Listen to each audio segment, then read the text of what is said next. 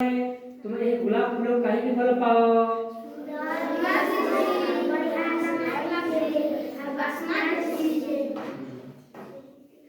ଏବେ ସମସ୍ତେ ଆଖି ବନ୍ଦ କର।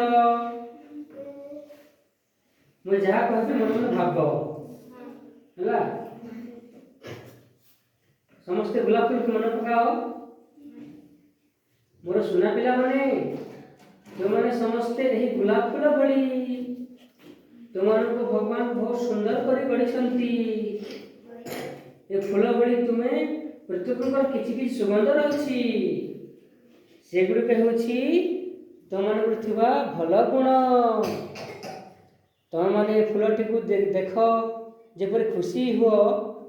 ତୁମର ମାତା ପିତା ତୁମମାନଙ୍କୁ ଦେଖି ସର୍ବଦା ବହୁତ ଖୁସି ହୁଅନ୍ତି। ତା ଛଡ଼ା ତୁମଠାରେ ଭଲ ଗୁଣ ଗୁଡ଼ିକୁ ଦେଖିଲେ ସେମାନେ ଆହୁରି ବେଶୀ ଖୁସି ହୁଅନ୍ତି। ତେଣୁ ତୁମେମାନେ କେବେ ହେଲେ ପିତାମାତାଙ୍କୁ ଅସମ୍ମାନ କରିବ ନାହିଁ। ସର୍ବଦା ତାଙ୍କ କଥା ମାନି ଚଳିବ। ଏ ଫୁଲଟିକୁ ଯିଏ ଏତେ ରୂପ, ରଙ୍ଗ ଓ ସୁଗନ୍ଧ ଦେଇ ସୁନ୍ଦର କରି ଗଢ଼ିଛନ୍ତି, ସେ ହେଉଛନ୍ତି ଈଶ୍ୱର। ସେ ଈଶ୍ୱର ତୁମମାନଙ୍କୁ ମଧ୍ୟ ଗଢ଼ିଛନ୍ତି। ସର୍ବଦା ତାଙ୍କୁ ପ୍ରଣାମ ଜଣାଅ। ଏ ଫୁଲଟି ଯେପରି ସମସ୍ତଙ୍କ ମନକୁ ଖୁସି କରୁଛି, ସେପରି ତୁମେ ସମସ୍ତଙ୍କ ମନ ମନରେ ଆନନ୍ଦ ଦିଅ।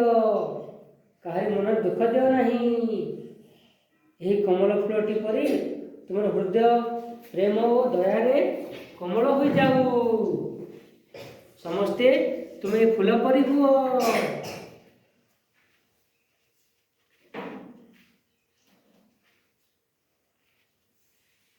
ଏବେ ସମସ୍ତେ ଧୀରେ ଧୀରେ ଆଖି ଖୋଲ।